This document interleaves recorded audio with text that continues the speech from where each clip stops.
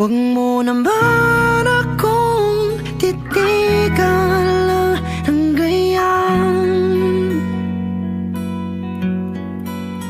upang malaman kong hindi ito isang panaginip lang.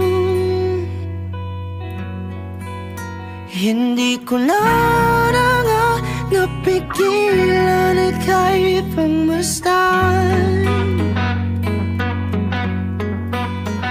Ika'y lumayo man, ako'y lalapit din.